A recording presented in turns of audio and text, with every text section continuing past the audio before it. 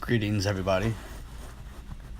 My name's Eric, and I am videotaping today about my ALIF 360 spine surgery that I just had at the Rothman Institute in Philadelphia. And just kind of wanted to give a heads up as to what to expect and what exactly I had done. So currently, I am 3 days post-op, still in the hospital, suffering pretty bad. The pain on this surgery is unbelievable. It's the worst thing I have ever gone through, and I've had previous surgeries before. I'm just now starting to get the pain under control due to muscle spasms. Every little movement in your back just hurts. It's I can't even put into words how painful it is, but it's going to be well worth it in the long run.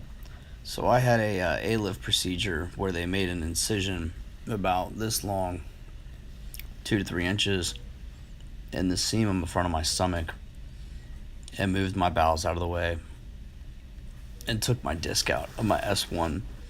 And my doctor said that my disc was completely crushed. Just basically was not functioning as a healthy disc anymore. And they put a femoral ring graft in with bone morphogenic, and then flipped me over and put 2 rods and 4 screws in. I have the pictures and I can update here later. But you're going to be pretty out of it the first 2 or 3 days. I'm just now coming to the point where I'm lucid and can actually function for the most part. But the process here at the Rothman Institute has been pretty excellent. The nurses here have been amazing. Pain management has been pretty close. I mean, I've had everything from fentanyl to oxy to morphine. Some people don't have as much problems with pain. Others just tend to have a lot more trouble with it. I, however, just have not dealt with it very well, which is hard considering all the surgeries I've had before. But I had an excellent doctor here. He's pretty world renowned, and said that I should be up and at it within 3 or 4 weeks. You really don't have much to do while you're laid up other than drink and snack as much as you can to get your bowels moving. Catheter, it's no bueno. Trying to pee afterwards is like trying to take a dump.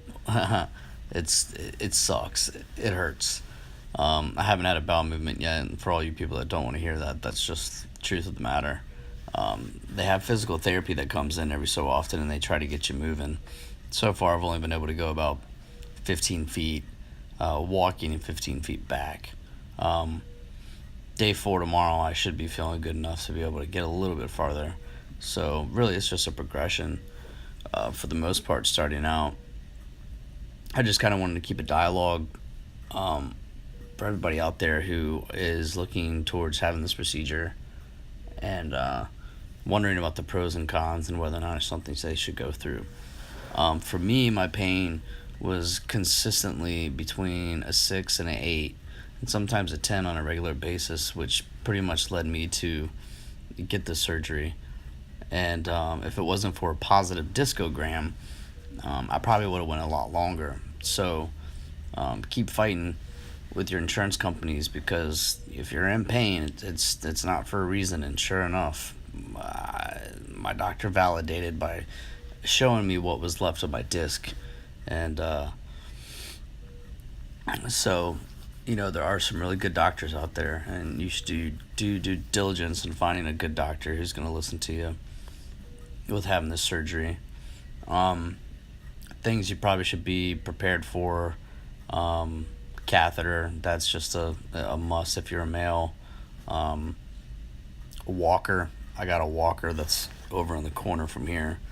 Um, I've been fortunate enough to have my own room, which is nice because I've had family visiting um, while I've been laid up. Not everybody always gets their own room. It really depends on the hospital themselves. So that's been pretty nice. Television has been awesome. Kind of passes the time. It's currently 1:45. I probably haven't slept in about 3 days. I mean, you get sleep, but it's very sporadic and random after taking certain medications. Laying on your back is going to be very, very, very problematic.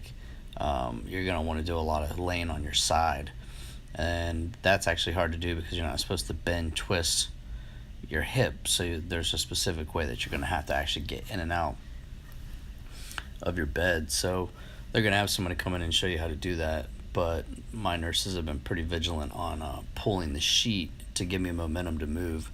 And the biggest thing is just learning how to breathe when they do that because your back will spasm up. But this is a follow up to my pre op video that I had the other day.